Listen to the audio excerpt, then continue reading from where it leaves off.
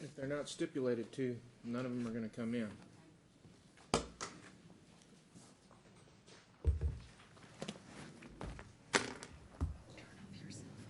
This is case D10-434-927D. Counsel, if you could state your appearances for the record, please. Thank you, Dupree, Your Honor. Bar number 11111 on behalf of Plaintiff Shanna Soars.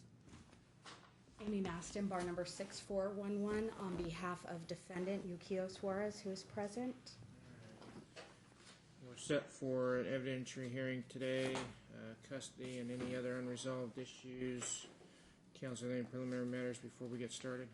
Just to clarify the court's understanding, we do have a stipulation in order that was entered on the issue of custody.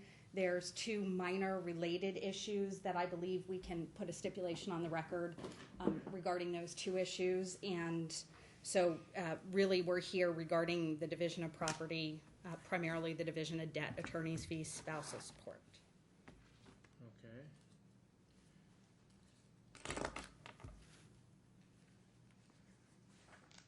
Is that correct, Mr. Dupree? Yes, it is correct, Your Honor. So are there stipulations that you want to put on the record now, or? I just assume put on the record what has been agreed to. Child support also, Judge, has been agreed to. We get both the parties to raise their hands. We'll have them sworn in. You and each of you do solemnly swear the testimony you're about to give in this action should be the truth, the whole truth, and nothing but the truth, so help you God? Yes. Okay. All right. We do have the stipulation in order filed on the 22nd. That's the custody order? Correct. Okay. All right.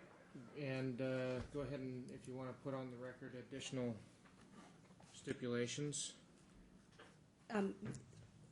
Based on my client's slight increase in income and an increase in the statutory caps, his child support is going up to $1,329 a month, and that includes a $112 offset representing, a $56 offset representing Ms. Suarez's half of the health insurance coverage my client provides for the minor children. Okay. And that will be effective August 1st. My client doesn't object to that being paid via wage garnishment, so the standard statutory language regarding withholding of wages is fine. The minor custody issues that the parties were not able to agree to until today was that they will share the transportation with the receiving parent picking up. There is a Wednesday visitation my client has with the children. That's all of an hour and a half. Mm-hmm. And he has agreed that in the event he is not taking the children home to his home during that period of time, that he will return the children to Ms. Suarez. So, in other words, if he's using that time just to take them out to dinner, he'll return them to her home. But his intention, the default, will be that he's taking them to her home and she will pick them up. There is also an issue of an evening telephone call. My client is requesting, and I believe now Ms. Suarez agrees, that he can call the children 7 o'clock on the nights that he does not have them. And in the event that she's not available to take the call or the children aren't available for that telephone call, she'll endeavor to return that call that evening. She's concerned about that being entered into a court order, concerned that my client's going to want to drag her to court the minute that doesn't happen, but that's not his intention. He just wants to ensure that he gets to maintain communication. Right. I read it. And that phone call, is that going to be a mutual thing, that the non-custodial parent will be entitled to the 7 o'clock call? Yeah, absolutely. All right. And I believe, with regard to the property, what we discussed out there with the offset, we're satisfied with. My client will keep the entirety of his 401k as an offset for the difference in the value of their vehicles. Is that an agreement? I had suggested that, Your Honor, just for ease, and so the parties did not incur an expense of a quadro on the 401k and the penalties with withdrawing funds early. So each will keep their own vehicle as their sole and separate property, and the defendant will maintain his entire 401k? Correct. All right. And I believe that's the totality of the agreements. Okay. So, as I went through the pre-trials, what else do we have in the way of property then? There are. All I really saw was cars and a 401k. There is no property. There's unvested stock options that were awarded to my client during the marriage. Is there an issue over the stock options? They're not vested, he can't get them. We would ask for 1/2 of the options, so she would have that opportunity to, once they're vested, Once they vest? she could cash them in as well. And obviously, we realize if he's no longer able to exercise them himself, she would lose that option as well, since there's no way to put a real value on them as of today's date. My only concern with them, Judge, and I've recently done an evidentiary hearing on this issue. I know courts are split on them. They were awarded to him. In other words, they weren't a direct result of his effort or any performance related to his work per se. And we don't want her to be awarded any benefit that he himself is not getting. So if there are stock options that cannot be divided per se and put into an account that's in her name, we're not sure how to effectuate this division. We don't want her to be able to compel the sale of them if my client doesn't. These are stock options through UPS, right? Correct. Okay, and then UPS is still a publicly traded entity. Mm-hmm. And we can quantify the number of shares he's entitled to and the price at this time, or? No, we can't because they're unvested. Well, they're unvested, but we can quantify the number of shares. Right. Okay. As long as we can quantify the number of shares, the order of the court with respect to the stock options would be that she's entitled to 1/2. That any expense associated with it, if he decides not to exercise the stock options, then she could. The court would require him to exercise her share at her sole expense. Any expense associated with exercising the options or having the stocks issued or transferred, anything of that nature, would be totally her expense. That's perfectly fine with us. That's great. Okay, and so that's it. There's no other property issues. There's some debt. I'm sorry, we do have, and it's furnishings in the home. I'm not sure if Mr. Soars has moved out of the home, but there are some furnishings and personal items of the parties that have been put into boxes. We would suggest there's some specific items that my client would like to have. I'm not sure if defendant would have a problem. Either the parties sit down and go through the Is there a list in either the pretrial memorandum? She had left the marital residence. There's so much stuff in boxes. She couldn't come up with a full list of items. But I would suggest either we do an A-B list after this, the parties, split the items, or they sit down and go through. I mean, we're talking kitchenware, that kind of stuff. Aston? Yeah, I don't care to spend any time discussing it, Judge. I've been telling plaintiff since the inception of this case, let us know what you want, you can have it. My client has no objection. All right. So then the parties get together and she picks up what she wants to pick up. Okay. And then, so now on the debts, are there issues that are going to require some testimony there, or?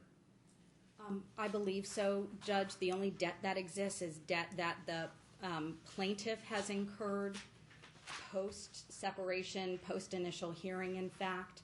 And pursuant to the court's directives at the first hearing on this matter, my client closed any open accounts so that additional charges could not be made.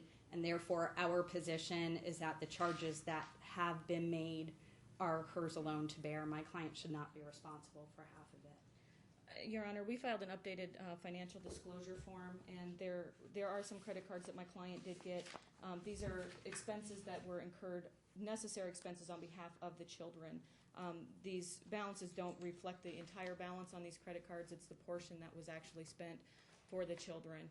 Your Honor did award an award of alimony temporary for $200 a month. My client has been an unemployed stay-at-home mom, and just quite frankly, it did not cover everything she needed to cover over the course of this litigation, and she was forced to use some credit cards.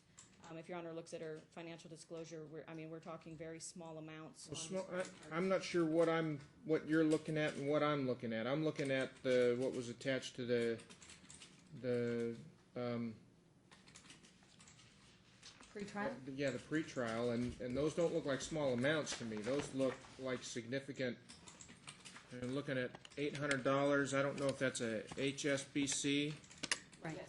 and $600 on a Capital One, and $300 to Sears, and $800 to Capital One, and $800 to Target, and $150 at Old Navy. I mean, that right there, that's $3,450. That's not a small amount. But we're talking over the course of the litigation, it's been, I mean, we've been here for going on a year. But these were all incurred since October, and they were all opened post-temporary orders without my client's knowledge and consent, and the award of child support and spousal support exceeded her identified expenses by $200 per month, and she received a $4,600 tax I'll hear refund. testimony on it, but I mean, necessaries are necessaries. They're not back to school clothes and you know, I'm going to have to hear testimony about necessaries. All right. Well, let's go ahead. You wish to make an opening statement at this time, Mr. Dupree? I don't know that that's necessary, Your Honor. In essence, it's just the parties have not been able to agree on the debts, and as we've stated, these credit cards were incurred after the JPI was put into place, but they were incurred by my client for necessities for day-to-day living expenses. Regarding attorney's fees, we are asking for an award under Sargent due to the parties' disparity in income. My client, again, has been an unemployed stay-at-home mom, has been looking for a job, and has been unable to obtain employment, and she's seeking attorney's fees in the amount of $5,000. And we are also seeking a rehabilitative alimony award. She has enrolled in school and is attempting to get a degree to make herself more hireable in the interim while she is obtaining that degree and continuing to look for employment. We would ask for an award of alimony in the amount of $300, and we're seeking it for a temporary time period for the 18 months. She will be done with school by next December.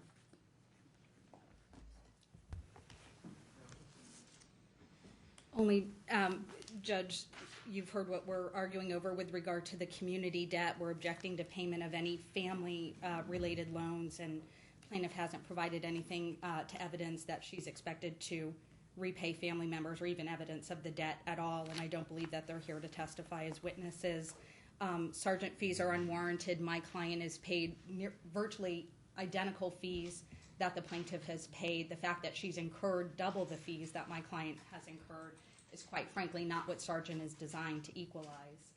He has no more access to liquid funds or disposable income than she has, and so we're just asking for the straight division of property. She be ordered to assume responsibility for her debts, for her attorney's fees, and that no spousal support be awarded.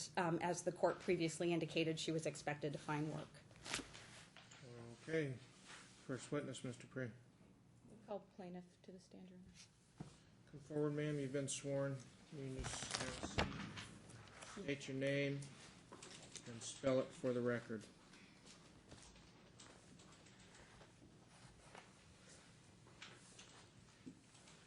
Shannon Marie Soars, S-H-A-N-N-A, Marie, M-A-R-I-E, Soares, S-O-A-R-E-S. Okay, have a seat. Go ahead. You're seeking an award for alimony, is that correct? That's correct. And are you seeking it as a temporary basis? That's correct. And for how long? Approximately 18 months. And why 18 months? I'm going to school full-time to receive my degree, What degree is that? paralegal studies. And why are you going to school for a paralegal degree? Because as of right now, there's no availability for me to be into banking due to bankruptcy that happened, and because I've been out of work for over 6 years. Prior to your marriage, what types of jobs did you hold? I was primarily a banker, and I started to try to work into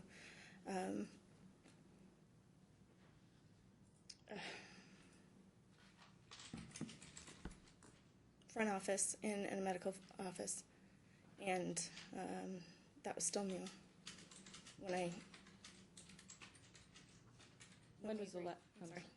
when we agreed that I would be a stay-at-home mom. And when was that? That was February of 2005. So for approximately the last, prior to the About 9 months prior to that, filing of I was working at the doctor's office. So since February of '05, you've been a stay-at-home mom. That's correct. Are you working now? No. Have you been looking for work? Yes. What jobs have you looked for? I have applied at Bank of America, Wells Fargo, a couple of smaller banks and credit unions, Citibank. I have also put my application into chiropractic office, a dental office, and because I don't have background, with that portion in the medical field, that I have not received any. I've also tried to work in retail, and right now I am overqualified. Have you received any calls back from the banks that you've applied to? I have. And have you had interviews? I have. And have they declined you employment?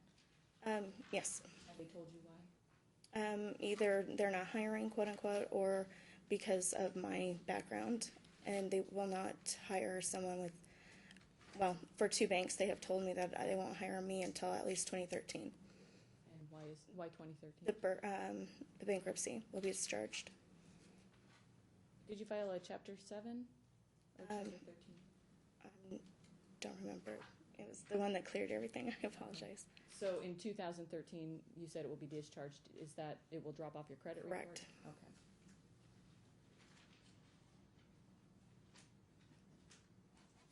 What made you decide on paralegal studies? Going through what I've gone through, and working with a couple of friends of mine, that it has been very eye-opening, and I'd like to pursue that. And it's also the duration of schooling would be shorter. Do you know people in the legal field? Yes, I do. Would you be able to find a job in paralegal studies? Yes, I would. obtain that?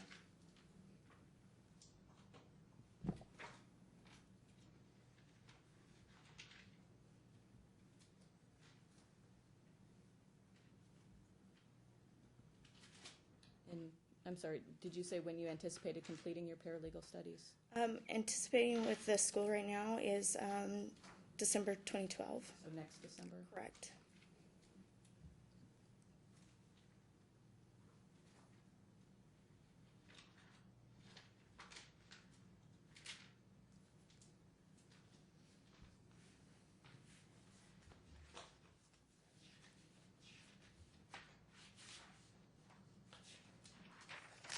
Since this case was filed, have you incurred credit card debt? Yes, I have. Can you turn to, in the book there, to the number 7?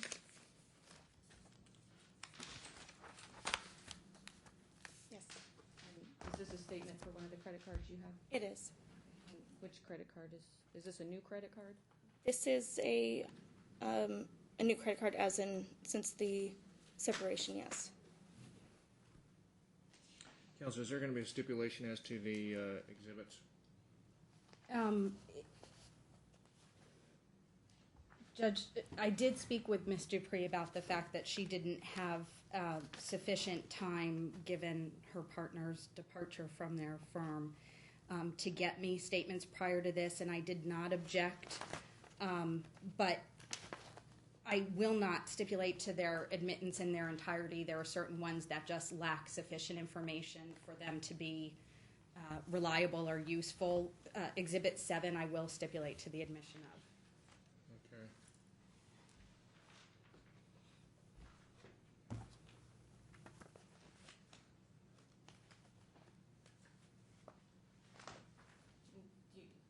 I'm sorry, you did recognize that, and that's the credit card statement for credit card you have incurred. That's correct. And the balance on this credit card? Currently, it's $573.98. And what have you used this credit card for? This credit card has been primarily used for purchase of food, gas, pretty much clothing, and any necessities from school, and or everyday activities for, What credit card are we talking about? This is the Capital One 6955. Although it also reflects card number 1577. I'm not sure which one is. it was the same thing. I apologize for speaking. I went through a dispute and a fraud right now. So it was closed. The 15 number was closed, and it is now currently the 6955 number. All right. Have you used this credit card for personal items for yourself? Yes, I have. And have you paid off the balance on those items? Yes, I have. And where did that money come from? Savings and my tax returns. Let's clarify, you guys filed joint taxes for last year, is that correct? And you have already split the tax returns? Yes, we have. Yes, we have.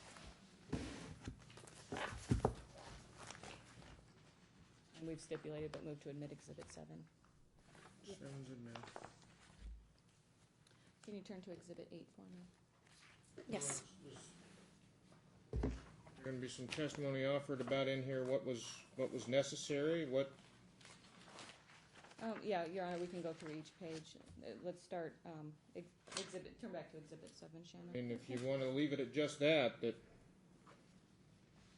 Well, I mean, we can go through each. Look, I can go through and I can tell you Paradise Nails ain't gonna cut it. Sugar Factory, no. Ulta, no. Hallmark, no. Chevron probably won't. Deseret Books not gonna be covered. Hallmark, Ulta, Starbucks certainly not. Redbox, no. I mean, I don't know which one of these things in here is she's going to tell me was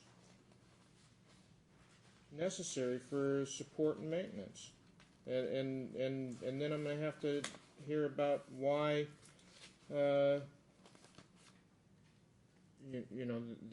there wasn't an adequate. She couldn't afford something similar based on what her income was. You can turn to page 24, the very front page. And this shows your transactions for that billing statement. Is that correct? Yes. However, some of those things are being disputed right now. Okay, they were not charges made by you? Correct. Does the balance on this accurately, because it looks like there's some minus 77, minus 625, there's credits been given. Correct. Those are the ones that are being disputed, plus some that are now being disputed as of right now. Okay. So you did not make those charges? That's correct. Okay. Let's run through transaction number 1 on June 17th. Is that, it says WM Supercenter, is that Walmart? Walmart. Okay. And do you know what that purchase was for? Unfortunately, I do not. Bonds, number 2. Purchasing baby food. Target, number 3 on June 27th. Target is usually purchase baby food and or diapers and clothing for the kids.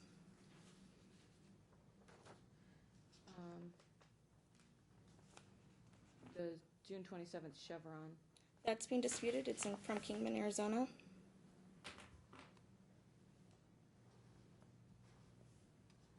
And PayPal, $29.99. That also is being disputed. So those balances will come off of that. Yes, Sugar Factory looks like it was disputed. that is being disputed. And Desert Book Company. That one is not being disputed. However, I have been paying. That is part of my portion that I have took out for the payments. The next page. Amy's Hallmark, I believe that was. That is also supposed to be disputed. Oh, I'm sorry. That one is not. That one is also mine, and that is part of the payment of the $400. Ulta. That is also part of the. Oh, that one's being disputed. I apologize. City of Las Vegas Leisure. That is for swim lessons for both of the kids. And was defendant aware of the swim lessons? He was not. I apologize. Amy's Hallmark in Henderson. That one is being disputed, And Starbucks. and that is being disputed as well.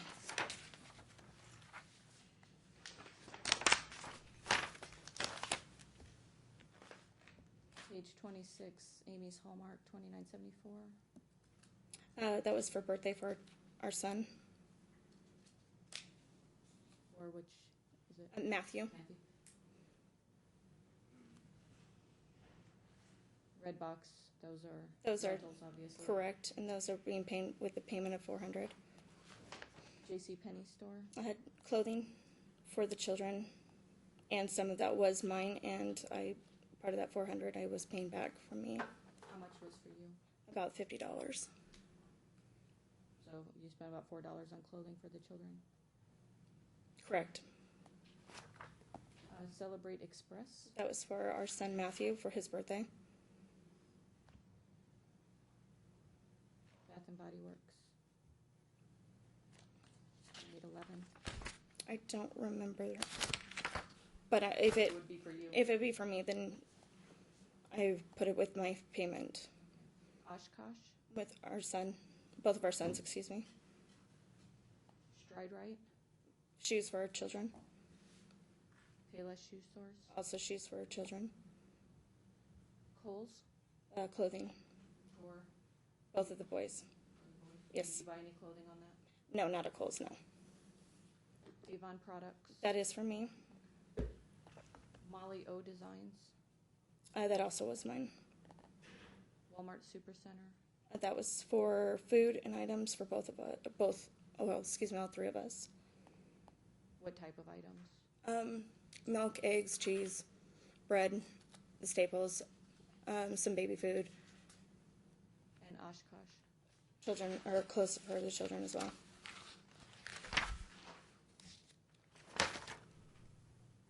UNLV box office. That was for tickets for birthday for the circus for our children. And Paradise Nails. That's being disputed. That's disputed. Correct.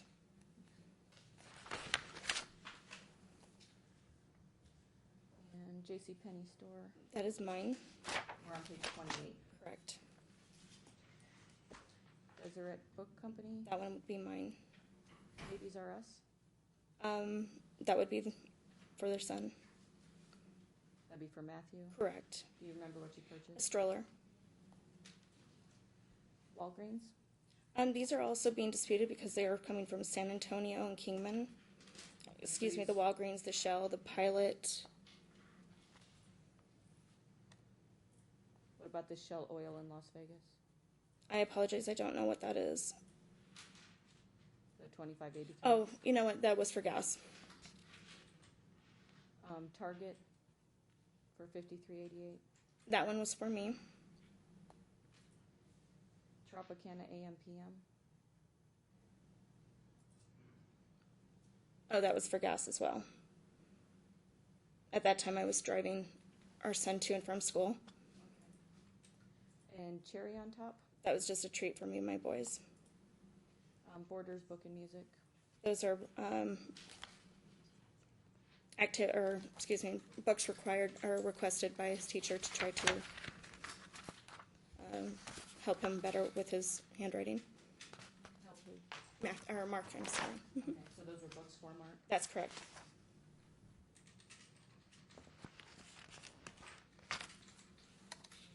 Page 29 does not look like it shows any charges. No, that's correct. Page 30. We've got Shell Oil on March 26th. Most of these, Shell Oil, Fazoli's, Dillard's, and Nordstrom Racks, those were my payments, or my debts, excuse me. Is there anything on this page that was for the children? The Carters for $20.32 on April 1st. And what was that for? Clothes? Or? Clothing, It was for Easter clothing. And then no charges on page 31. And I apologize, JCPenney's was also on March 29th for $17.30 was also for the children.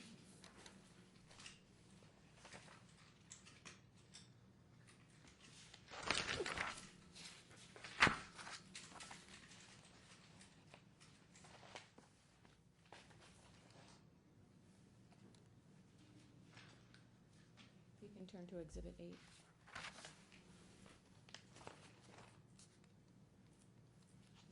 recognize these documents? Yes, I do. Are these are Target credit card? That's correct.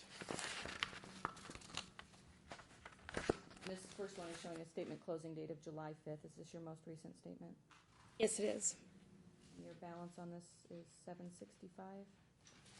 Correct.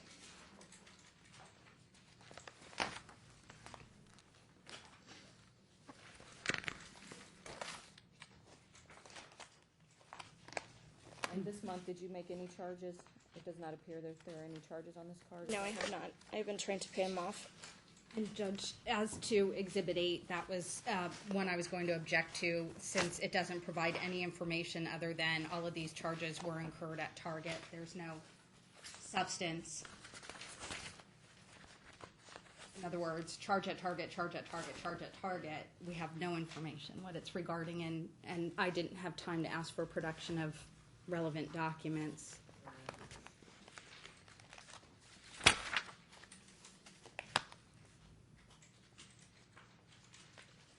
Counsel, I mean, what I need to hear from your client is specifically what things she was buying, why she didn't have funds available to purchase them, and why they were necessary.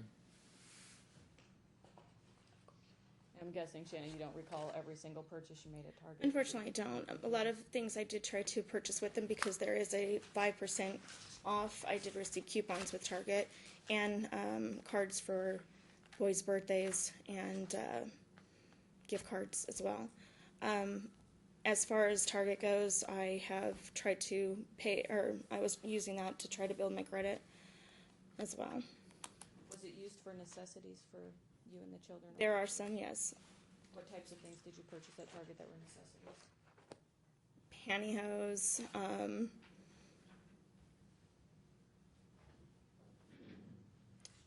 some cleaning items for clothes and for the house. Why did you not have enough funds to purchase this stuff with cash? I was trying to build my credit, and I was trying to use the credit card primarily, and then to try to pay them off. Could you have paid cash for these items if you? Yes, I could. At the time, yes.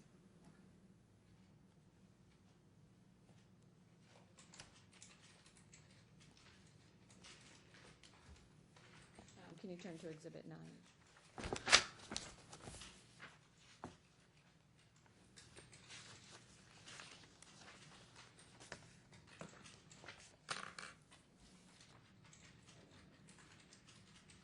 And are these your Sears statements?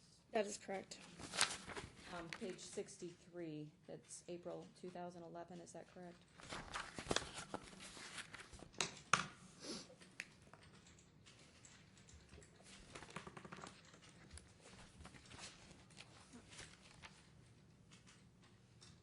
Yes.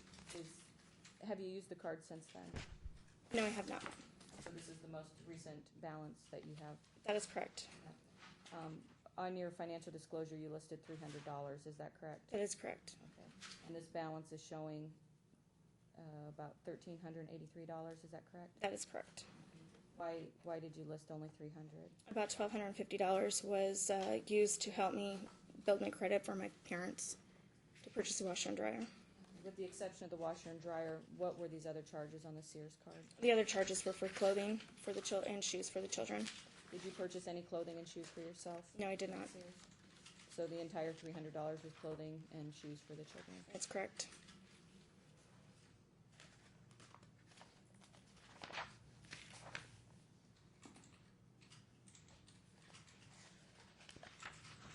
Move to admit Exhibit 9. I'm sorry, what? I'm not going to object, Judge. All right, 9's admitted.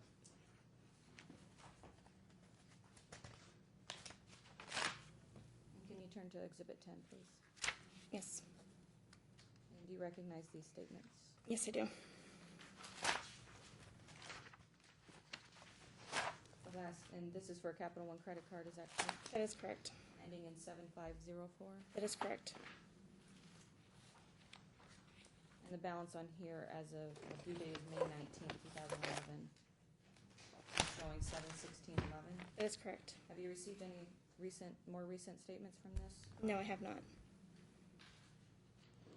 Is this the accurate balance showing on this? Still $700? I apologize, I would assume so, because I have not incurred any other debts with this. Have you continued to make payments on this card? Yes, I do. On page number 64. Well, actually, I'll just move to admit 10. We can run through the transactions. No objection. On page 64, we've got Carter's for $54.59. Correct. What was that purchase from? That was for our son, Mark. What was it? Clothing.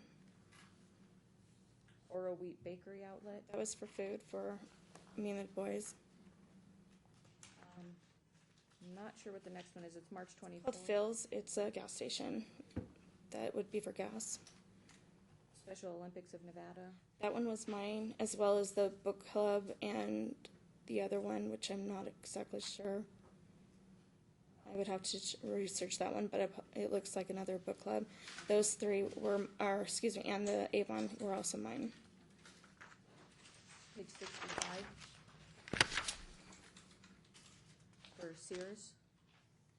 That would be mine. Well, I apologize. I'm not sure. That's in January. Tropicana AM/PM. That would be gas. Oriental Trading Company. That was to help for our older son Mark's birthday, as is Hobby Lobby and Pump It Up. CVS Pharmacy. That would be for medication for our son Matthew. Sunflower Farmers. That is groceries. Smith's Fuel. That is for gas. Fremont Medical Clinic. That was a co-payment for our son Matthew. Hallmark Creations. That is for birthday present for Mark. And Babies R Us. And that was for clothing and other baby items for Matthew. On the next page, page 66. We have a Hallmark Creations. I'm not exactly sure. I'm assuming it's for Christmas. What type of stuff for Christmas? Cards, books, presents For the children or for children and for others. Smith's Fuel again would be Correct. It would be for gas. and Pump It Up. That would be for a down payment for for Mark's birthday. And Toys R Us, Babies R Us. That was for a present from Mark as well for his birthday. And page 67.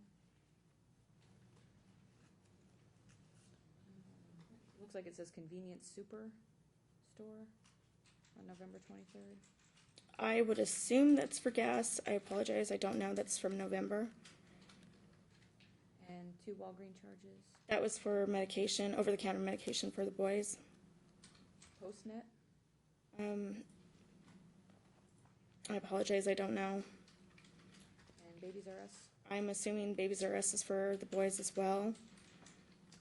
Is it possible it was purchased for somebody else? No, not a Babies R Us, no. 7 Slings. That is for me, as well as the City of Las Vegas parking. And 7-Eleven. That one is for gas as well. Amy's Hallmark. I apologize. I don't know what that is for. I'm assuming it would be something for Christmas. It may not be for the boys or I. And then Carter's. That would be for for the boys for clothing.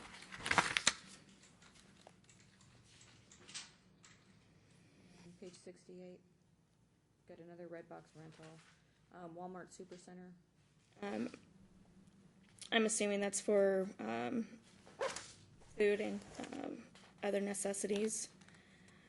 I really can't tell you much about some of these because of the dates. Shell oil, That would be for gas. Marshalls. You ever purchase clothing for the children at Marshalls? I have, yes.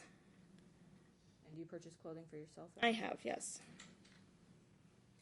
Smith's Fuel, Gas as well. Vermont Medical Clinic, A co-payment for doctor's visits. Aloha Animal Hospital. That one is for our dogs. Mr. Soars has surrendered the dogs to us, and I've been trying to pay that one back. We're not up to date on their medical, and so that's why it incurred $200. And we do have one dog that has seizures, so unfortunately that was to pay for his. Visit to the That's correct. I'm sorry. J.C. Penney store. I apologize. It could be me or the boys for that. And then PayPal. That one was being disputed because I don't know what that was for. To your knowledge, has that been resolved, or is it still outstanding? Oh no, that was resolved. I'm sorry. So the 44 got credited. That's correct. Page 69, 7 slings. That was for gifts from me to other people. And then you have 2 Target. I'm assuming because of the date that it was for necessities for school. When did the children start school? Mark started school the last week of August. And that first month of school, he had other things that needed to be. My parents purchased a lot of the stuff for the first 3 months for his school. Clothing, shoes, backpacks, items that were requested. And you had other items you still needed to purchase? That's correct. PayPal on October the 2nd? I'm not sure. For $11.99, I will assume responsibilities. Old Navy? That would be for the kids prior to me getting an Old Navy credit card. You ever purchase clothing at Old Navy? I have. PayPal That was for me as well. and Babies R Us? That would be for Matthew. Walmart Supercenter? For $24.90, I'm not sure. And then Smith's Fuel? I'm assuming that one is for gas.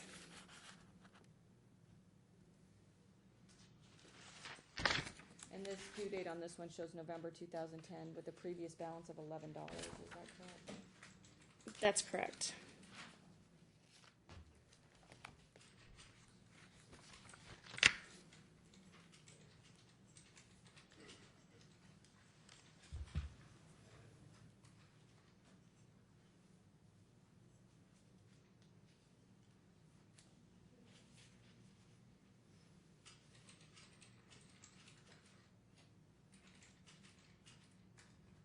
Is there another HSBC credit card?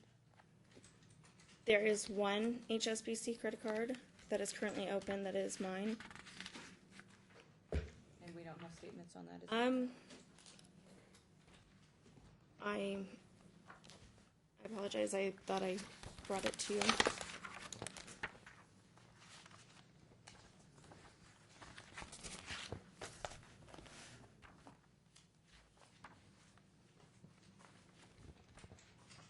And the Old Navy credit card, on your financial disclosure, you stated there was a $150 balance?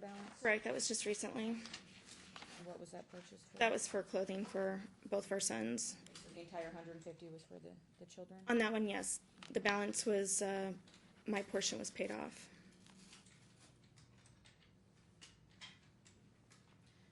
We've also got a loan from Daryl and Cerise Warren. That is your parents? That is. What was that loan for? My parents purchased several things when Mr. Soars cut me and my children off from our bank accounts in August, early September. Was that prior to the first court hearing? Yes, it was. Do your parents expect to be paid back? Yes, they do. Have you made any payments back to them? I have slowly, yes.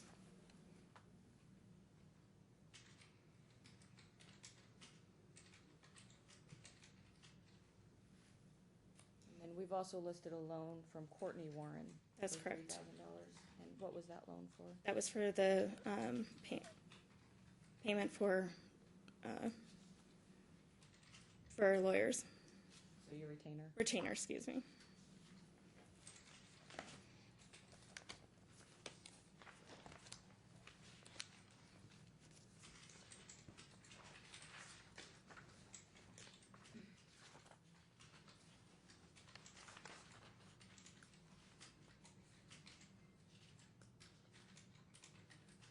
And is that all the debt that you can think of that you have? Well, there is an HSBC credit card that was open while we were married.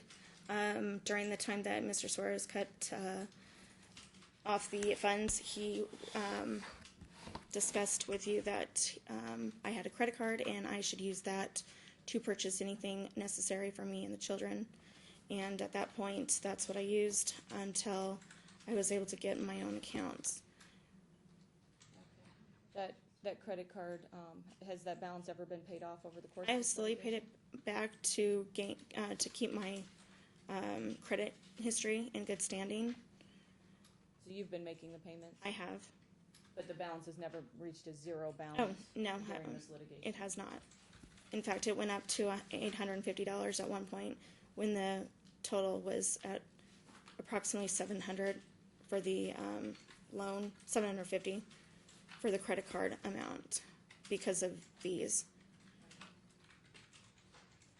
And to your knowledge, did defendant list that credit card as well on his financial disclosure? At first it was, yes. Can I have you turn to Exhibit 2?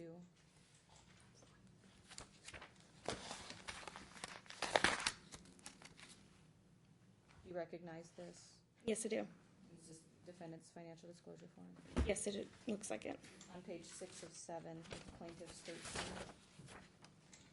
I'm sorry, on what page? It's plaintiff's 13 down in the corner. Okay. Okay. Do you see that credit card listed on defendant's financial disclosure? Yes, And what's the balance showing on that? $750.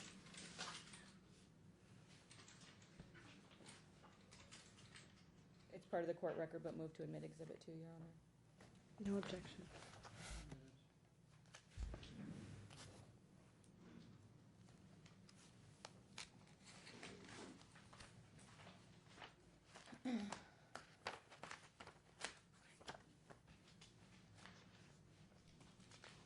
Are you asking for attorney's fees today? Yes, I am. And the amount of how much? $5,000. How much have you paid your attorneys to date? As of last week,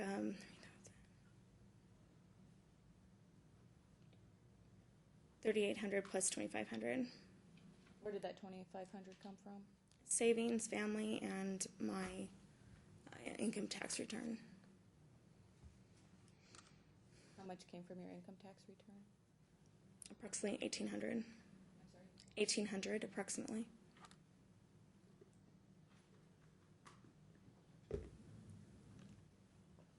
And you have not received a recent statement, is that correct? That's correct. In preparation for trial? That's correct.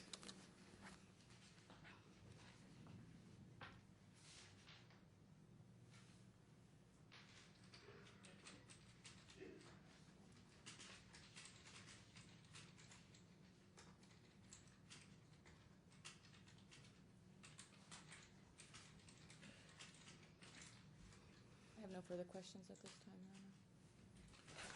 Your Honor.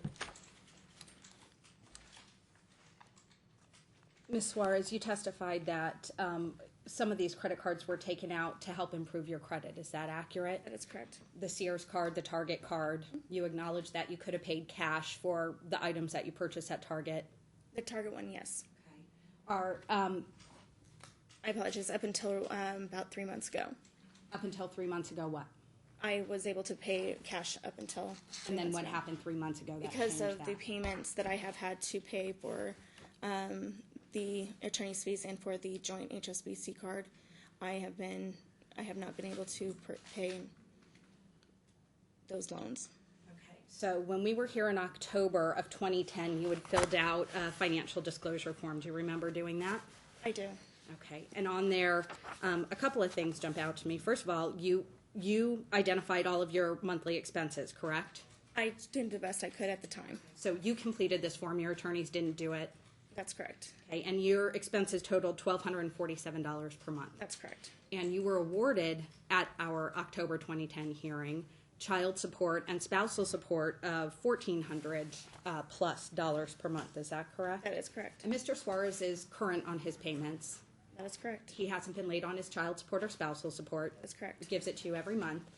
And so you had an excess of $200 per month. At the time, I was not paying rent. I am now paying rent. Paying rent Utilities. to My your parents. parents. That's correct. Okay. So your present financial disclosure form that you filed in July, so just this month, do you recall filling that out as well? Yes, I do. And you again completed it based on the expenses that you were incurring. That's correct. And so that one reflects expenses of $1,760 per month. That is correct. Okay, but it includes lawyers' fees of $200 per month. That's correct. Which it doesn't sound like you've been paying. I have been paying. There's an agreement with the lawyers that I would pay as much as I could at the time. And being that I was paying paying the utilities and gas and stuff like that, they were willing to work with me on payments. Okay, so you just testified that your attorneys were paid $2,500 last month, or early part of this week, rather? Last month. Okay, so between October of 2010 and last month, have you been giving them $200 a month? Not every month, no. Okay, so you haven't been paying that $200 per month. And on your minimum credit card payments, you've listed $25, $25, $21, $20, and $50. Do you believe those numbers are accurate? Those aren't accurate, yes. Okay, so the credit card statements here that show actually they're $15, $17, $15, and $25. The statements are inaccurate, or maybe what you wrote is inaccurate? What I about wrote your down minimum? was as of last month. It was not during, was the last statements I received. The paperwork that I have submitted to them, to the lawyers and to you in the court has been most recent. Okay, so just as an example, your Capital One statement for June to July reflects a minimum monthly payment of $15, correct? I don't see $15 as a minimum payment anywhere. That's because on it was here. just for this month. When I filled out this disclosure form, that was the minimum payment at that time. The minimum payment the month before was $19. Okay. And the month before that, $15. And the month before that, $15. So maybe you were wrong about what the minimum monthly payments actually are. Well, those are the payments that I've been paying or more. Okay. Even though the minimum payment may have been misguided at the time. However, those are the minimum payments that I've been paying. So when we look, so on these cards, all you've been paying is $25 a month, $20 a month. Unless I had extra, which would be the $400 from savings. Okay, so from the $1,760, we can deduct $200 for attorney's fees because you're not actually paying those or weren't actually paying them, and we can deduct about $75 from your minimum monthly charge payments, and that puts your monthly expenses right about where they were in October of 2010. You're still getting more from Mr. Suarez per month than you are spending on monthly expenses. Do you see that? I do see that. However, the payments for the lawyers, because Ma'am, listen to the question that's being asked and just answer that question. Your attorney will give you an opportunity to make explanations if she feels it's necessary. okay, You see that? yes, Okay.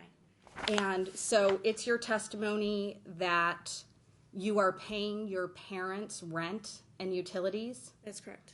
$200 per month, That's correct. yet you also borrowed $1,200 per month from them. Yes, that is correct. So you borrowed $1,200 and you're paying them back $200 a month for living expenses. As I said before, the $1,200 was prior to receiving child support. Okay, and you also said that you're paying them back as you can, correct? $25 a month, yes. Is that reflected on here anywhere? It is not.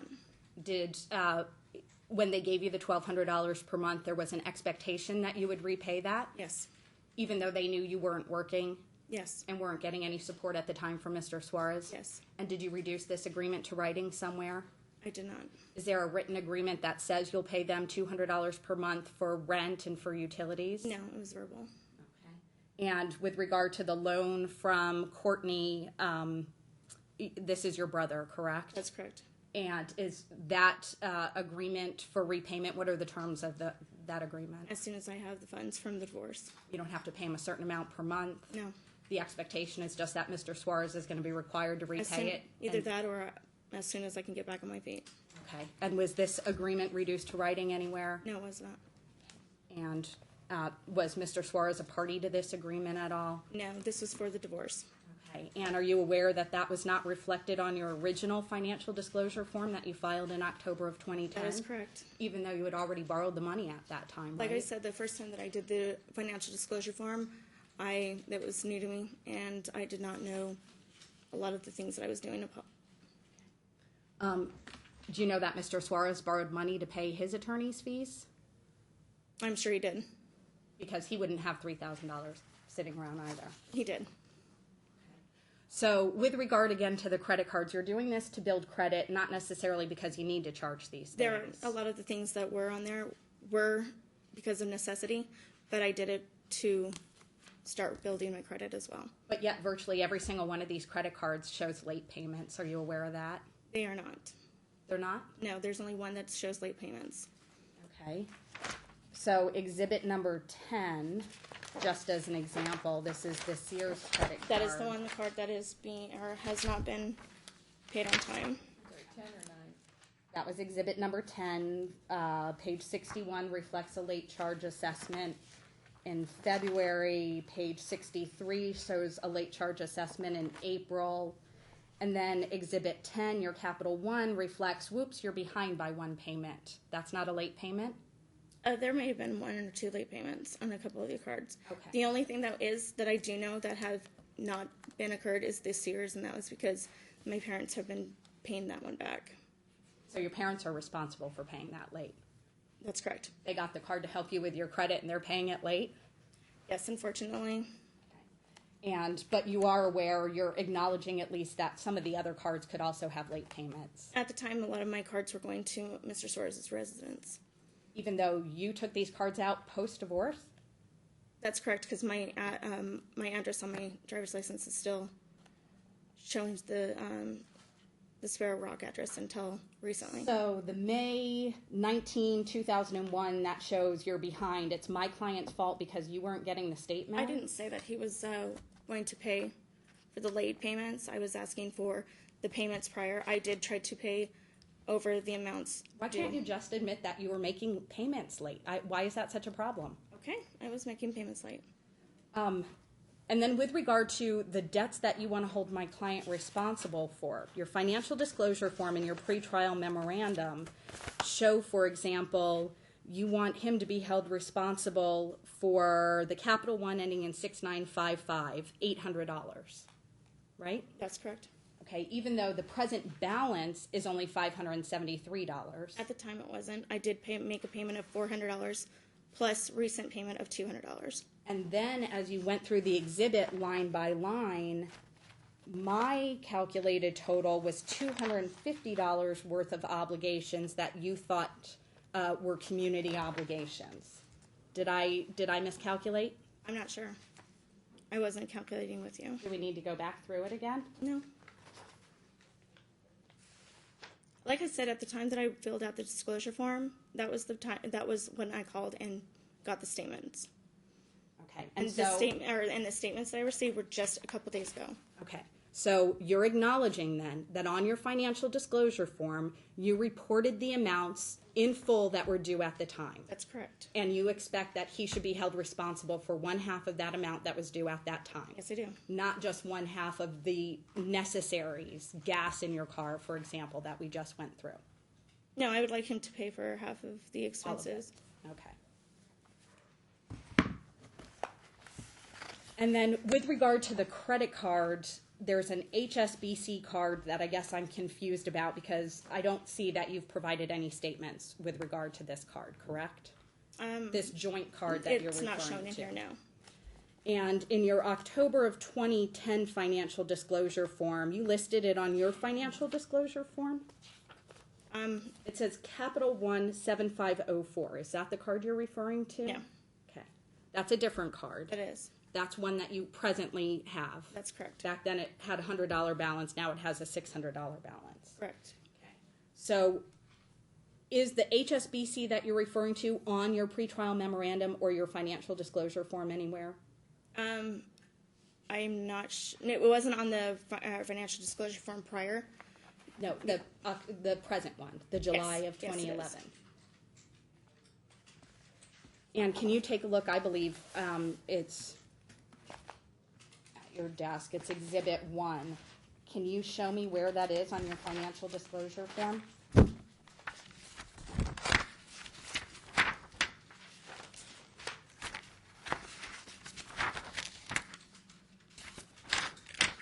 Oh, I'm sorry. Is it this bottom one, this joint one? That's correct. And you're saying this was in existence at the time of the divorce? Yes. It was a joint account that we opened prior to any separation. Are you getting bills for this? Yes, I am. Did you provide those to your attorney? Yes, I did. Did you, to the best of your knowledge, did she provide those to me? As far as I know, she did. Do you know the last 4 digits of that HSBC account? I do not have it right with me now. Let's talk about your career goals. When did you make this decision to attend school as opposed to find work? After approximately March, April time, after I received notification from 2 of the banks that I would not be hireable at the time, I decided I was given, I guess, counsel that I should go back to school and receive my degree so I can go towards the business department, the business degree that I was trying to work for prior. Okay, but that's not what you're doing. That's correct. Okay, you're going for a paralegal certification. That's correct. And explain what you know about a paralegal certification program. The program? Yeah. As far as I know right now, the program entails me learning to do the paralegal studies, research, documentations, work alongside lawyers in some of their hands-on experience. pretty much, yes. Okay, and where are you going to school? I will be going to UNLV. And are you aware that you don't need a certification to be a paralegal? No. Have you mentioned that you have friends in the legal field? Yes. And have you asked any of them for work? I have, yes. And? Right now, because of what I can do, they suggested me getting my certification because I do not know the legal field as much. Have you volunteered to work for any of them for a period of time? Right now, the volunteer for the people that I do know, one is for Arizona and California, and right now he does not need any because he's relocating here to Vegas. Okay. And then another one does not need any workers right now. Have you called other law firms just sort of out of the blue? Hey, I'd like to volunteer to work for you so I can get some experience? I called about 4 different law firms, yes. Okay. And none of them wanted a volunteer working in their firm? Not at the time, no. Not during this time that I have asked. You said that you were overqualified for retail. What does that mean? Right now, because I was working in management and banking prior to getting married and prior to having children, that they don't feel that I am qualified to, or I'm overqualified to work in there, because the lowest that they would like to give me is minimum and for part-time. And what is minimum wage these days? as far as I know, it was $6.50. Not $8.50? Not that Would you they be were surprised to suggesting. find out that it's $8.50? I would be. That's not what they were offering me. Are you aware that if you worked work 20 hours a week, earning $8.50 an hour, in combination with the money Mr. Soars is going to be giving you for support, that you'd be making as much as he does? And as I said before, I have applied. I have not received any phone calls back from retail. I have not, and the ones that I have received phone calls, they felt that I was overqualified. Have you applied any other places? Such as? Starbucks? Yes, I have. Tell me about your work search process, since it sounds fairly extensive. What exactly have you done? I started with the banking process because that's what I was in prior. In what has been the process? What has been your work search plan, and how have you implemented it? First is a couple of them are over the phone or internet. Then it's the phone calls for over the phone interview. Then it's face-to-face interview. And then it's a wait and see. How are you finding out about jobs? Internet, through friends, just going to the companies. And in an average week, how many jobs do you think you applied for? Recently, I have not done for the past 3 weeks then. So you're now enrolled, you said full-time at UNLV? Not at UNLV, no, CSN. Okay, but you said the paralegal studies program is at UNLV? That's correct. Okay, so explain that to me. I'm finishing up my AA degree so I can at least have a degree behind me. And then I'd like to, then I'm also enrolled in next year's January 2012's paralegal studies. Okay, so you're not yet in a paralegal studies program. You're That's finishing correct. your associate's degree. Based upon your extensive work search, do you think completion of your associate's degree is going to help you find work anywhere? It could possibly. Have any of these people told you, no, you don't have a college degree? Yes. Who's that? It was one of the banks and a couple of the doctor's offices. So the banks won't hire you because you have a bankruptcy. That's correct. And you're trying to improve your credit, but you have late payments, and all your cards are pretty much maxed out. Is that correct? Do you think that's improving your credit situation? No. Do you think that law firms might be concerned about hiring somebody who is not maintaining good credit? Not well. I mean, I don't know about with the friends that I have spoke to, no.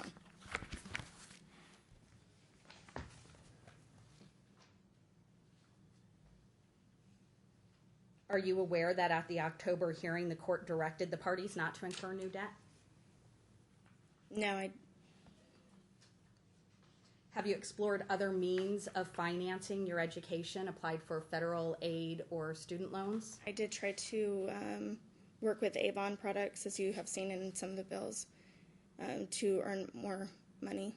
No, that's not what I'm asking. I'm sorry. Have you applied for federal financial aid? Yes, I have. And what's the outcome of that application? Right now, it's pending for approval. So there's a chance that your school could be paid for. It's a chance. It's pending.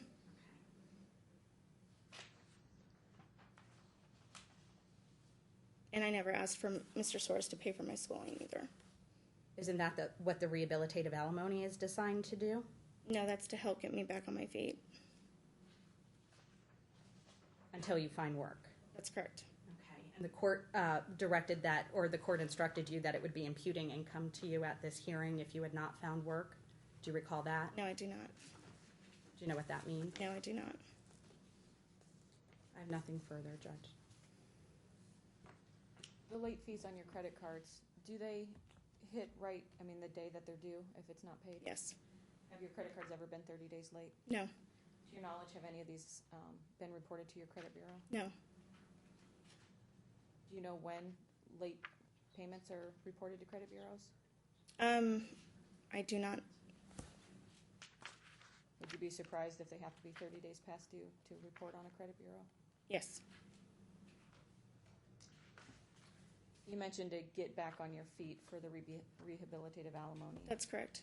Is that for living expenses while you attend school? That is correct. And the $1,200 you borrowed from your parents, when was that borrowed? That was borrowed in August, or August, September. Excuse me. I left late August, and so from then on, until I started receiving alimony and child support. So it was borrowed prior to the first hearing? That's correct. And you had mentioned earlier about being cut off by defendant. What happened? I went to the. Objection, relevance. Allow it. I went to the bank to get, or excuse me, I went to go get gas in the car and my card was declined. Went to the ATM to see what was going on. My card was declined. I called customer service and Mr. Soars had completely cut my, closed out the account that we had a joint at the time. Do you know what the balance of that account was? At the time it was about approximately $1,200. So the account got closed. Correct. And what time period is this? Is this? Right This after was the- September, correct.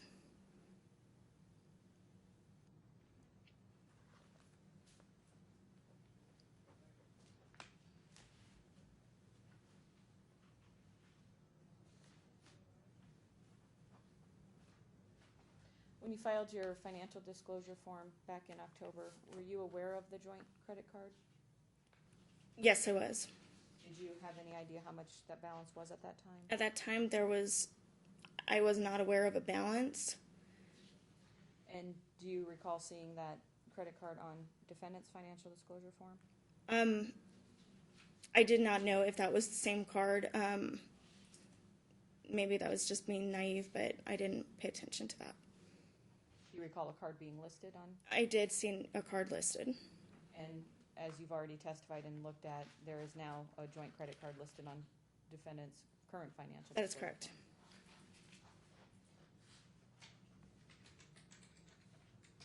I have no further questions, Your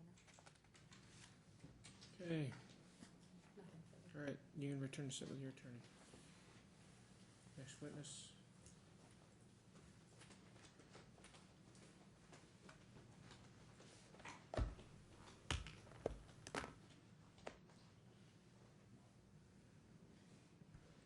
I have no further witnesses, Your Honor. Judge, if the plaintiff rests, I'm going to ask for a directed verdict. I don't think she's met a burden of proof to prove that these are community debts, that she's entitled to spousal support or that attorney's fees are warranted.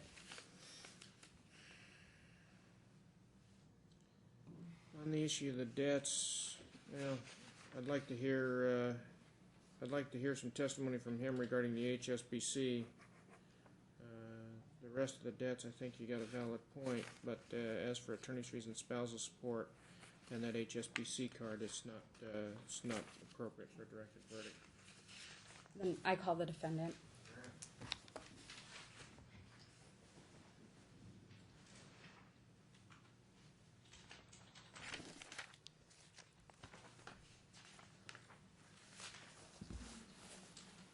Thank you. Oh, I'm sorry. You have been sworn in. I Didn't forgot. spell your name, please. Yukio Yamashita Suarez, Yukio Y-U-K-I-O, Yamashita Y-A-M-A-S-H-I-T-A, Suarez S-O-A-R-E-S. Mr. Suarez, what's your present address? 4074 Sparrow Rock Street, Las Vegas, Nevada, 89129. And is that where you and the plaintiff resided during your marriage? Correct. Prior to your separation, I mean? Correct. And do you recall approximately the date of your separation? She left the home on August 20th, 2010. And the date of your marriage? June 30th, 2001. So let's clarify first this issue of the HSBC card. On your present July 2011 financial disclosure form, there are two cards listed under your credit cards, an HSBC and a Wells Fargo. Are you familiar with both of those cards? Yes. Okay, the HSBC is a card that ends in 6678. Do you know that specific card? I don't recall the number. Okay, but you believe you're aware of which card this is. Is this a joint card that you were referring to? Yes. And was this in existence during your marriage Yes, it was. and at the time of your separation? Yes. And do you recall what the balance was at the time of your separation? Zero balance at the time of our separation. Okay. And your current financial disclosure form reflects that it has a $750 balance. Correct. Is that accurate? As far as my knowledge is. And what are you basing that on? Based on the last statement that I received before she changed addresses, which was back in October of 2010. So in October of 2010, was the last statement you received, and it showed a balance of $750. That I received on my address, correct. Okay. And what was your understanding about who was responsible for that payment on that card? I wasn't quite sure since the debt was acquired after she left the home. Okay. Were you making payments on it? I was not. Do you believe that the court addressed who should make payments on it at the October 2010 hearing? Not that I recall, not on that credit card. Okay. And the Wells Fargo ending in 6735, are you familiar with that? Yes, I am. And that shows a balance of 0. Was that card in existence during your marriage? It was. And was it in existence at the time of your separation? It was. And is it listed on your initial financial disclosure form as well? Yes, it is. Do you recall what the balance was at the time you filled out your initial financial disclosure form? I don't recall the exact amount. If you had to... I would say it would be 0 as well. Okay. Do you believe that were either of these secured credit cards? The Wells Fargo is a secure credit card. Okay. And were there any payments that you had to make on that during the pendency of this divorce? Yes. Okay. And were those for charges incurred during the pendency of this divorce? Some of them, yes. Okay. And who had access and use of that card? We both had access until September. On September, I revoked her rights on the credit card. Okay. And do you recall the court addressing whether you should do that at the October 2010 hearing? I did not recall, no. Okay. So if your initial financial disclosure form reported the Wells Fargo had a balance of $900, do you think that was a mistake, or that your recollection here is a mistake? No, the financial disclosure is correct, because from the time she left the home to the time I fill up the financial disclosure, I did use the credit card to pay for part of my retainer fee. Okay. And did you assume responsibility for making payments on that $900? Yes, I did. And again, you said that was a secured credit card, so there was money in the bank to back it up. Is that what secured card means? Correct.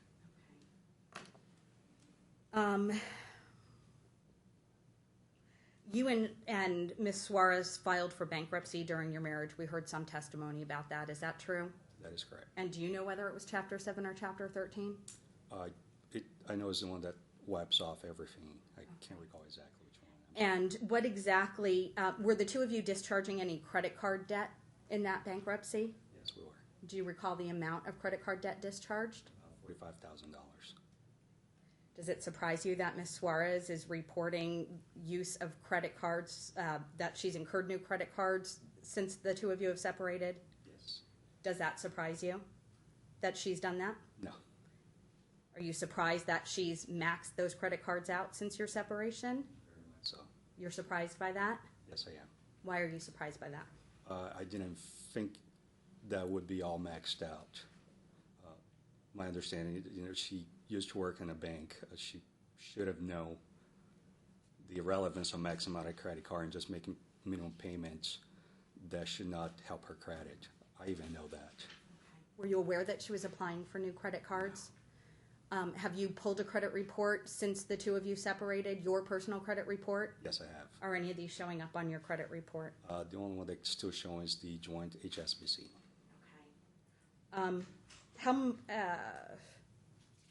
And you and Ms. Suarez are each taking a car with you, correct? And those were cars that you had during the marriage? Correct. And are those cars paid off? Yes, they are. How much did you pay to retain me? Your retainer fee was $2,500. Where did that money come from? The money my mom gifted to me. Okay. And I think you testified that some of the retainer was put on credit card? Right. Which I later used the money to pay for the credit card. Oh, I see. Okay. Is there an expectation that you repay your mom? No. And have you paid additional fees since that initial retainer? I have. Do you know the total amount of fees that you've paid? With $1,495 plus the retainer fee. And I have an outstanding balance, I believe, of $1,100 that was just mailed out last week. Okay. And lastly, I don't want to neglect this issue. Who are you in possession of? Let's back up a little bit. Are you a dual citizen? I am. Where are you a dual citizen of? United States and Brazil. Okay. And has your U.S. status changed during the pendency of this case? It has. Okay. You became a citizen since. Okay. And who's in possession? Do you have your Brazilian passport? I do not. Who has it? You do. And what's your understanding of why I have it? It's my understanding in our first hearing that Shanna was concerned that I was going to take the boys to Brazil. So the judge ordered me to surrender my passport to you just to avoid any incidents like that. Do you plan on leaving the country with your children? No. Have you ever planned on that? No. Do the boys even have passports to the best of your knowledge? No. Do you want your Brazilian passport back? Yeah, I would like to, yes. I have nothing further for him, Judge. Okay. Do you recall ever telling me to have Shanna use the joint credit card for her day-to-day living expenses? Not in the words that she used. What did you tell me? The exact word I said was that she has a credit card. So by saying that, was it your understanding that she would use that credit card for her day-to-day expenses? Not necessarily. Not necessarily. Did you take her name off of your checking account? I did. And the money that was in that checking account, did you withdraw those funds? I withdraw some of the funds. Where did the rest of the funds go? They stay there. Okay, but in your name alone? Yes. And Shanna had no access to those funds, that's correct? Yes. How did you expect from the time that she left the residence until we came to court, how did you expect her to live on a day-to-day basis? I have emails verifying that I have asked her if she has any expenses for the boys. I would be more than happy to pay for, just to provide them with a list of what they needed. So you were willing to pay for the expenses for the boys, is that Yes. fair? And not the expenses for Shanna? No. Was Shanna a stay-at-home mom When? during your marriage? Yes. Since Mark was born, is that correct? So since she was a stay-at-home mom and you were aware she was unemployed, that she had no income, is that correct? Correct. When she left the residence and had no access to the checking account, how did you expect Shanna to live on a day-to-day basis? I expect her to find a job. Do you realize? Strike that. I was a little confused. You said that you did put part of your retainer on that Wells Fargo credit card. Correct. Is that correct? And you paid $2,500 for the retainer. Correct. And you later testified that $2,500 came from your mom. No, my mom gave me $3,000, which I paid for the retainer, which part of was paid on the credit card. So $1,600, I gave it to Amy in cash from that amount. I paid the credit card $900, and the remainder I used to pay for the other fees that later on started coming in. Okay, so your attorney's fees really came from your mom, is where the funds came from? Not all of them.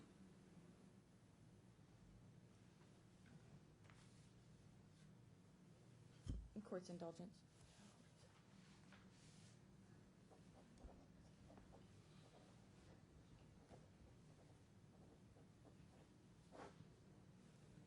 I have no further questions, Your Honor. Just quickly, I'm sorry, during the pendency of this case, did you and Ms. Suarez receive a tax refund? We did. And what was the total amount of that refund? It's just over $9,200. Her half was $4,667. And what did you do with her half? I gave it to her on April 29th. Is that immediately upon receiving it? Yes. I have nothing further. I have no further questions, Your Honor. All right. You can step down. Any other witnesses? No, Your Honor. All right. No. Closing argument? As we had said, Your Honor, the HSBC credit card, and by the testimony of defendant, the card was given the implication that she could use that for her day-to-day necessities. Defendant knew that she had no job. He knew at that time that she had no way to pay day-to-day necessities, and had indicated to my office that there was a joint credit card out there, giving the implication she was allowed to use that. And he, in fact, listed it on his own financial disclosure form, the balance of $750. As far as the other credit cards, we've heard Your Honor talk about them. Again, the gas, the necessities for the children, those were necessities, and Shanna did testify that there were times when she did not, the Target card, she did have the cash to pay. The other cards were necessities for the children, and she did not always have the money to pay it, in addition to helping her credit score and help rebuild her credit. Regarding the attorney's fees, she did have to take loans to pay her attorney's fees. She does still have a balance with my office, and she does have an agreement to pay the $200 per month with my office for the remaining balance. She has been looking for work in many different fields, not just the one she's in. She's planning to go to school to help make herself more marketable, both in either the legal field or even in the business field where she's going to school for. She's making efforts to get back on her feet and bring in the income. She's just not receiving it, responses and receiving job offers. And in this economy, it's not too surprising. She's asking for a small rehabilitative alimony award in the amount of $300 for her to get her schooling and give herself some more marketability in those areas and have a job where she can support herself and the children, and the party's children. So again, we do ask for $5,000 in attorney's fees. We ask for $300 per month for 2 years in rehabilitative spousal support. And we ask that Your Honor have defendant pay at least part of the credit cards incurred by Shanna since the separation, and at the very minimum, the HSBC card as a community debt. Do we have any testimony at all on the current balance of HSBC, or just that it was $750 in October? I don't recall anybody having. I think that she was I can hesitant about what she said. There was a balance, but she didn't know what it was. I can ask her, Your Honor, if do you know What the balance is? As of right now, it's $748. All right. Counsel? Ms. Suarez has received $17,000, over $17,000 since October 2010, between the money that has been paid timely, monthly by my client to her, not just child support, but spousal support as part of that, and a $4,600 tax refund. Yet she comes to this court with thousands of dollars worth of credit card debt, perpetuating the cycle that apparently these parties suffered under during their marriage, incurring $45,000 worth of credit card debt on one somewhat nominal income. She's not doing herself a favor. She's certainly not improving her credit given the status of those credit cards, but to incur that kind of debt when she herself testified that she had money to pay for those things, cash money to pay for those things, her sole intent in doing so, in incurring the debt and not paying for the debt, was so that we would be here today and my client would be responsible for half of it. Not only should equity dictate that he not be responsible for it, first and foremost, I don't think they're community debt. Equity, secondly, dictates that he shouldn't be responsible for it. And lastly, I think it shows a tremendous amount of bad faith on the plaintiff's part. She is just satisfied having my client pay for anything she can hold him responsible for. She herself testified it didn't matter if it was her debt or debt for the children. She thinks he should be responsible for it. $150 to Avon, Amy's Hallmark, Ulta.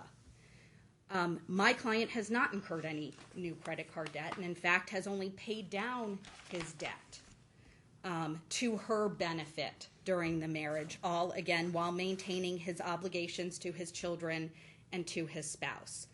The period of time, this use of the credit card during their separation is a red herring, Judge, because if you listened carefully to the testimony, she testified they separated in September. Your orders kicked in October. There was a very small window where she needed to apparently borrow $1,200 from her parents and incur nearly $1,000 worth of credit card debt. Again, unjustified, and my client, who has not been even receiving those statements, shouldn't be the one who's been held responsible for it. The spousal support issue is a little irritating because I know there's a strategy to coming to court asking for just a very small amount of spousal support for a short period of time in the hopes that the court will view it as reasonable and award it. I'll tell you what, the facts and circumstances of this case don't justify even a small award for a short period of time. The court made it clear in October that income would be imputed to the plaintiff if she failed to find work. her work search seems a little sketchy. Certainly there's no written evidence of it. There's no method to looking for work. She asked friends. She looked on the internet, had interviews with banks who told her, she testified, that they're not hiring. She is doing further damage to her credit, making it likely that she'll never be hired by a bank, and quite frankly, probably impacting her ability to work in a law firm.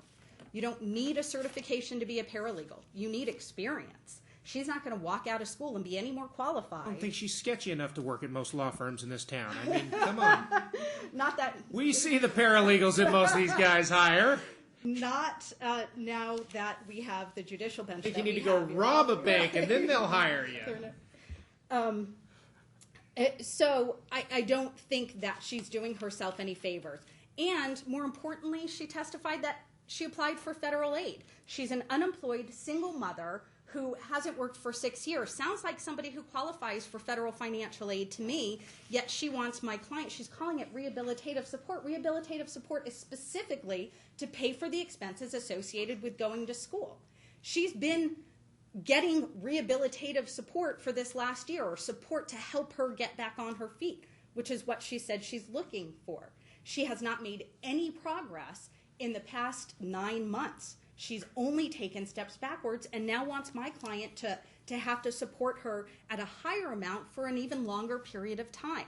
His child support obligation is increased. She's not losing $200 support. She's losing about $100 a month. If you deduct for her attorney's fees and her inflated credit card minimum balances, the amount that he's going to have to pay her is going to be sufficient to meet all of her expenses, including rent and utilities that she allegedly pays to her parents. He shouldn't be obligated to do more than he's already done. At some point, she needs to stand on her own 2 feet. And as I indicated during her examination, if she worked 20 hours a week for $8.50 an hour, she'd be on par with my client's earnings. She hasn't bothered to even do that. She's overqualified, as she stated, and I don't think my client should be responsible for it. The attorney's fees are another source of irritation, quite honestly, Judge. I've been practicing 50 years. I charge $250. How many years? 15. Oh, Excuse okay. me. Did All I say right. 50? About to say. 15 years. I charge $250 an hour, and yet she's incurred expenses, or excuse me, attorney's fees double what mine are. And before this court makes any decision about responsibility for attorney's fees, I'd ask this court do what's required, and that is consider the reasonableness of those fees. And I would request that we be given permission to review the billing statements before the court make any sort of order for parity. And again, what Sargent dictates is that the parties come to court on equal footing. They have. My client has paid exactly what she has paid for her attorney. They both borrowed money from family members to do it. And my client has the benefit of an attorney who has reasonable fees. He shouldn't have to pay because she selected an attorney who doesn't, quite frankly, or who has higher fees because of the incessant phone calls from Plaintiff. I can't even imagine what resulted in fees double what mine are. Because if the court looks at the orders from this case, guess who prepared them? Defendant's counsel. So I would object to any award of attorney's fees. Sargent is not designed to just pay what is charged and what is asked for, no matter. I have nothing further. If I can just make one small point. She had mentioned about plaintiff getting back on her feet. She's listed on her financial disclosure a whole $200 for rent and utilities at this point. She's living with her parents. To expect plaintiff to have that small of an expense is just unreasonable. I mean, there's no question she's going to want to eventually move out on her own. $200 is just a very, very small amount that she's paying for rent. Thank you. I'm going to ask attorneys and their parties to step out in the hallway briefly. I'll prepare some findings and conclusions and give you an order.